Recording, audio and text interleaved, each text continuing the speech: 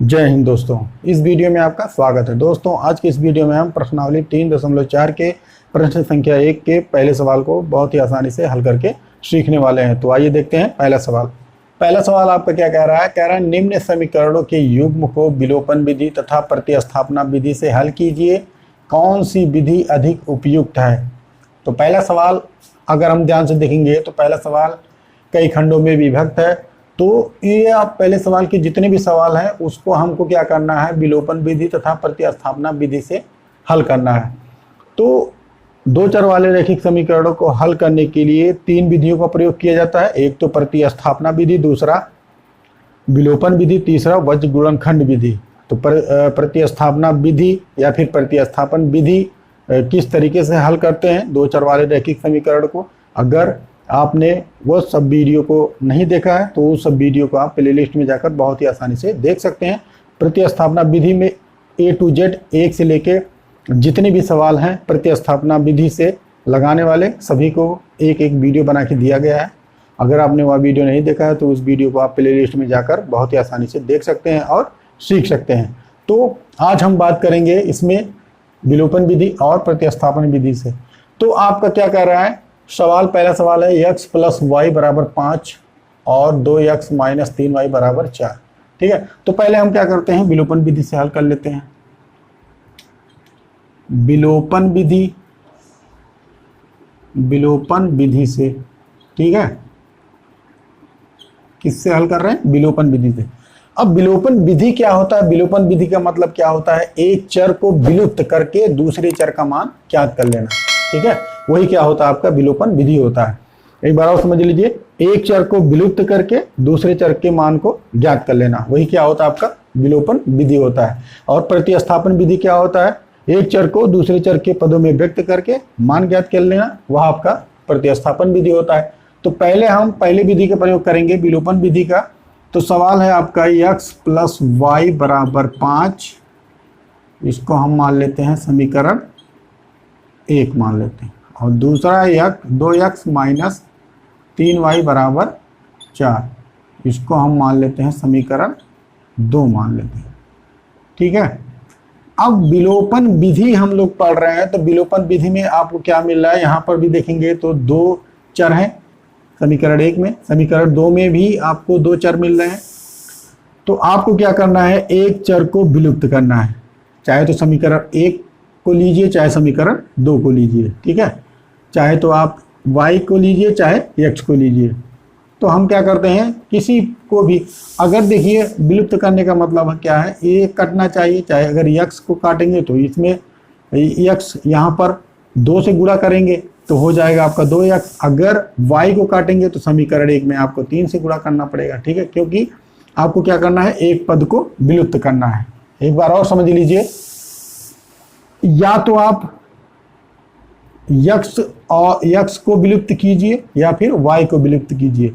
उसके लिए आपको क्या करना पड़ेगा, गुणा करना पड़ेगा। चाहे तो समीकरण 1 में गुणा कीजिए चाहे समीकरण 2 में गुणा कीजिए। कभी कभी आपको क्या करता है, यहाँ पर दे देगा अलग अलग संख्या दे देगा, तो हम क्या करते हैं तो उसमें समीकरण 1 में इतने से गुणा करने पर, समीकरण 2 में इतने से गुणा करने पर, यानी कि आपको समीकरण 3 और 4 भी मिलेगा।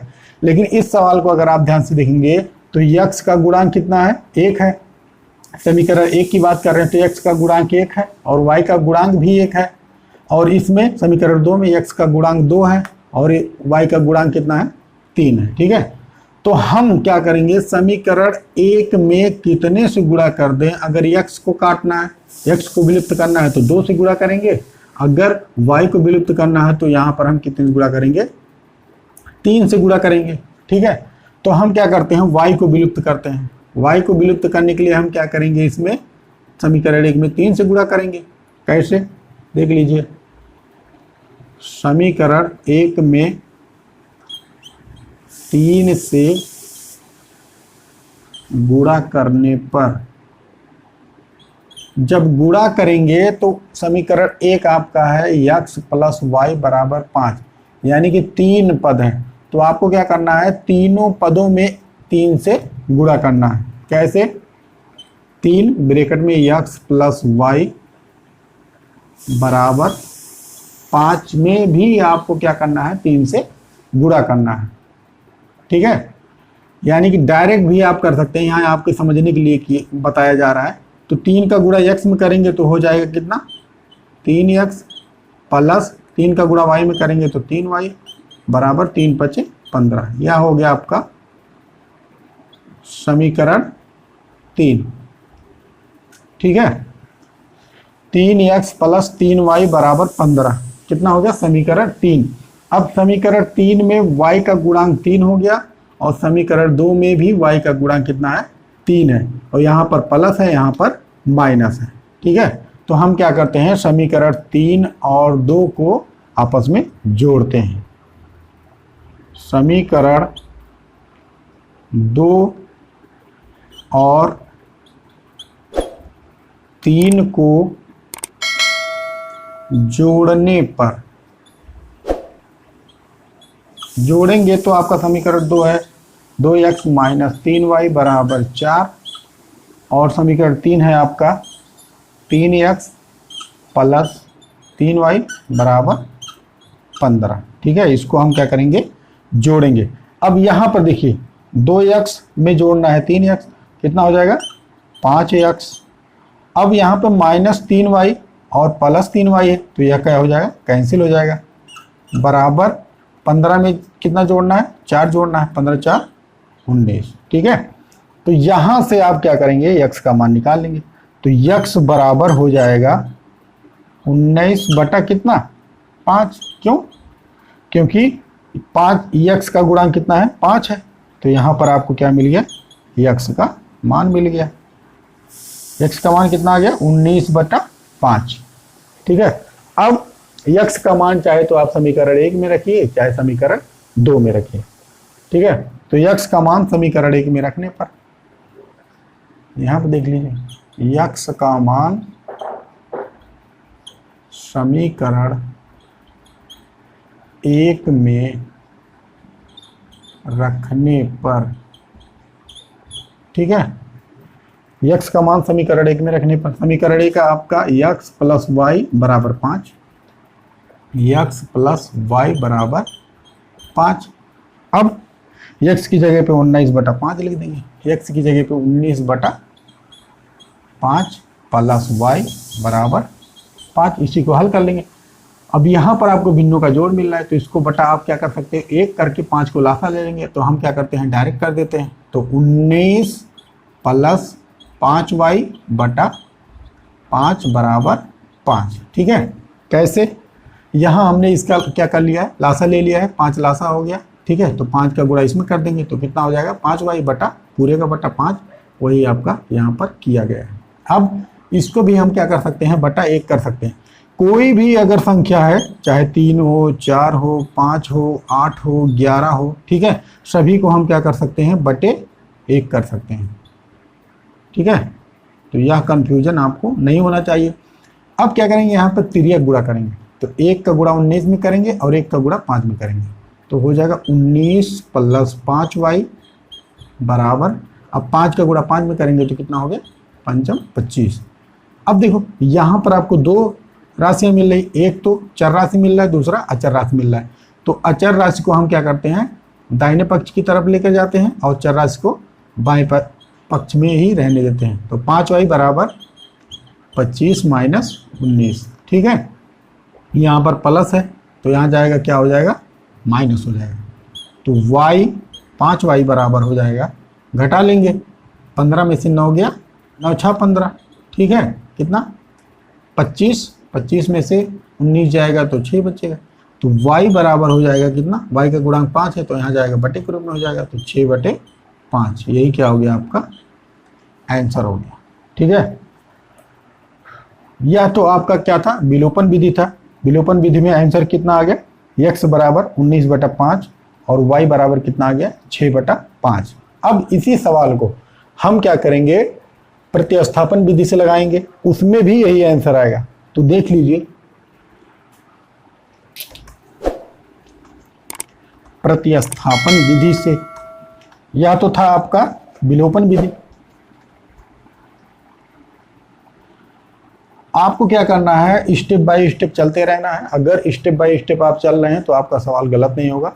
और अगर स्टेप बाय स्टेप आप सवाल लगाएंगे बोर्ड की परीक्षा में तो आपका नंबर नहीं कटेगा, तो आपको 95% नंबर मिल जाएगा। किसमें? खासकर गणित विषय में। ठीक है, अब हम क्या करते हैं, प्रतिस्थापन विधि से लगाते हैं।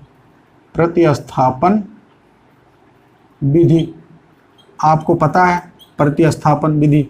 प्रतिस्थापन विधि के ऊपर कई सारे वीडियो बना के आपको दिए गए हैं। अगर आप लोगों ने वह वीडियो नहीं देखा है तो उस वीडियो को आप प्लेलिस्ट में जाकर बहुत ही आसानी से देख सकते हैं और सीख सकते हैं। प्रश्नावली 3.3 में जितने भी सवाल हैं सभी आपके प्रतिस्थापन विधि से हल किए गए हैं। तो आप क्या करिए, प्रश्नावली 3.3 को देखिए विधिवत तरीके से, एक एक वीडियो को देखिए और उसका एक नोट्स बनाइए और तैयारी कीजिए बढ़िया से, ताकि आपका बोर्ड के पेपर में 95% आ जाए। ठीक है, तो यहाँ पर हो गया आपका x + y = 5, इसको हम मान लेते हैं समीकरण 1। ठीक है, तो प्रतिस्थापन विधि क्या होता है आपको पहले ही बता दिया गया है कि प्रतिस्थापन विधि का मतलब क्या होता है। एक चर को दूसरे चर के पदों में व्यक्त कर लेते हैं, उसके बाद मान निकाल लेते हैं। तो दूसरा है 2x - 3y = 4, इसको हम समीकरण 2 मान लेते हैं। ठीक है, अब यहाँ पर माइनस है और यहाँ पर प्लस है, चाहे तो आप समीकरण 1 को लीजिए चाहे समीकरण 2 को लीजिए। मान लीजिए हम सब क्या करते हैं समीकरण 1 से। ठीक है, समीकरण 1 क्या है, x + y = 5, तो इसको हम x के पदों में लिखेंगे तो कितना हो जाएगा, x = 5 - y, ये प्लस में है तो इधर जाएगा माइनस, इसको मान लेते हैं हम समीकरण 3। ठीक है, अब देखिए यहाँ पर आपने क्या लिया है, समीकरण 1 लिया है, तो x का मान कितना आ गया, 5 - y। अब आपको क्या करना है, x का मान समीकरण 2 में रखना है। क्यों? क्योंकि यहाँ पर आपने समीकरण 1 लिया है, तो यहाँ एक लाइन लिख लीजिए, x का मान समीकरण 2 में रखने पर।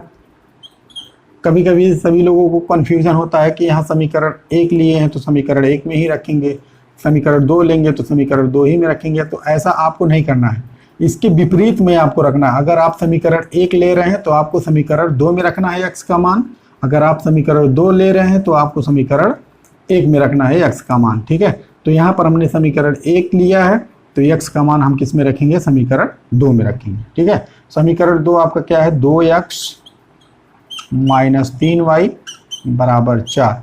अब आपको x की जगह पे 5 - y रख देना है, तो हो जाएगा 2 ब्रैकेट में 5 - y - 3y = 4। इसी को हल कर लेंगे, तो 2 का गुणा 5 में होगा तो 2 पंजे 10, माइनस 2 का गुणा y में होगा तो 2y - 3y = 4। ठीक है, अब 10 - 2y - 3y। अब 10 जो है आपका अचर राशि है, तो अचर राशि को दाहिने पक्ष में और चर राशि को बाएं पक्ष में रखते हैं। तो यह हो गया आपका -2y -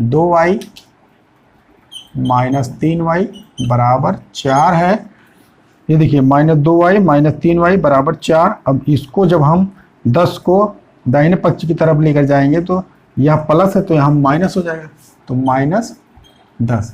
ये माइनस माइनस क्या होगा, जुड़ जाएगा, चिन्ह कौन सा होगा, माइनस का होगा, तो -5y बराबर, यहाँ पे देखिए 4 में से 10 घटाना है, लेकिन क्या है, चिन्ह आपका माइनस का बड़ा है, तो आगे कौन सा चिन्ह होगा, माइनस का। तो 10 में से 6 गया, 10 में से 4 गया 6। ठीक है, 10 में से 4 गया 6। अब माइनस माइनस क्या हो जाएगा, कैंसिल हो जाएगा, तो y का गुणांक 5 है, तो यहाँ पर y बराबर हो जाएगा 6/5। तो y का मान कितना आ गया, 6/5। जब आप विलोपन विधि में भी हल किए थे तो आपको क्या मिला था, 6/5 मिला था। अब y के मान को आपको क्या करना है, समीकरण 3 में रख देना है। बस y का मान समीकरण 3 में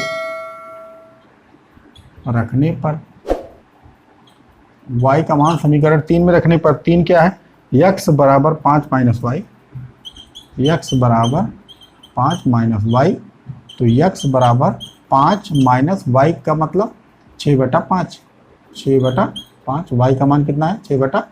5 है। अब x बराबर हो जाएगा, अब इसका गुणा 5 में, पंचम 25 माइनस 6 बटा कितना 5, ठीक है। कितना आ गया, पंचम 25 माइनस 6 बटा 5। x बराबर कितना हो जाएगा, 25 में से 6 जाएगा 19 बटा 5। यह आपका क्या आ गया, x का मान आ गया, ठीक है। तो x का मान आ गया 19 बटा 5 और y का मान आ गया 6 बटा 5। यह आपका क्या था, प्रतिस्थापन विधि था। कौन सी विधि में, प्रतिस्थापन विधि में। इसके पहले जो विधि हम लोग हल किए थे वह आपका कौन सा विधि था, विलोपन विधि था। तो यही आपको क्या करना है, हल करना था और आपको बताना है कि कौन सी विधि अधिक उपयुक्त है।